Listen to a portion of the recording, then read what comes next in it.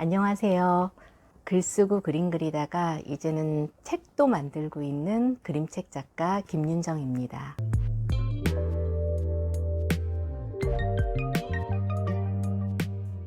제가 가장 처음 만들었던 책이 냠냠이란 더미북이었거든요. 근데 그게 이제 만들 때는 이 책이 그렇게 어려운 책이라고 생각을 하지 못했었어요. 저는 이제 처음에 만들었을 때 이 책이 아이들이 되게 재밌어 하네? 그러면은 출판사에 가져가면 그냥 바로 출간을 해줄 줄 알았거든요. 근데 2010년도서부터 2년 동안 13군데에서 계속 거절을 당하는 거예요. 그래서 이 책이 이렇게 어려운 책이었나? 이런 생각이 들기도 하고, 우리나라만 그런가? 아니면 다른 나라도 그런가? 좀 궁금해지기 시작하더라고요. 그러면서 이제 이탈리아에서 열리는 볼로냐 아동도서전이 세계에서 가장 큰 어린이 도서전이라는 이야기를 듣고, 그럼 거기 가서 한번 선보여 봐야 되겠다. 이런 마음을 먹고 2013년도에 처음으로 볼로냐 아동도서전에 더미북을 들고 참가를 하게 되었어요. 그런데 벌써 7년째 가고 있네요.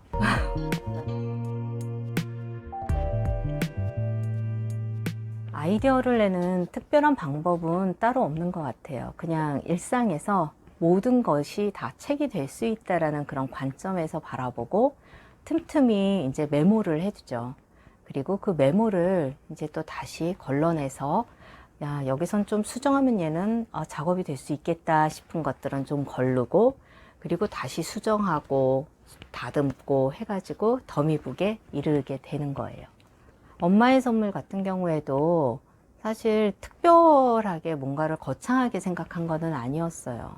그냥 어느 날 이렇게 이제 엄마의 손을 보는데, 이제 연세가 드시고 하다 보니까 거칠고 이렇게 투박한 손이 눈에 들어오는데 그게 너무 가슴이 이렇게 아린 거예요. 그래서 엄마를 담은 어떤 저런 모습을 담은 책을 한 권 만들었으면 좋겠다라고 계속 생각을 했었는데, 어느 날 겨울에 이렇게 방 안에 있는데 그 창문이 저한테는 눈에 딱 들어오더라고요.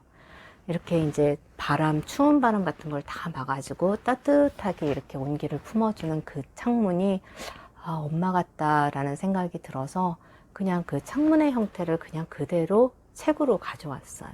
그래서 이제 필름을 사용해서 유리창 대신 썼고, 그 다음에 손으로 내용을 이제 이끌어가면서 엄마의 선물을 만들게 되었어요.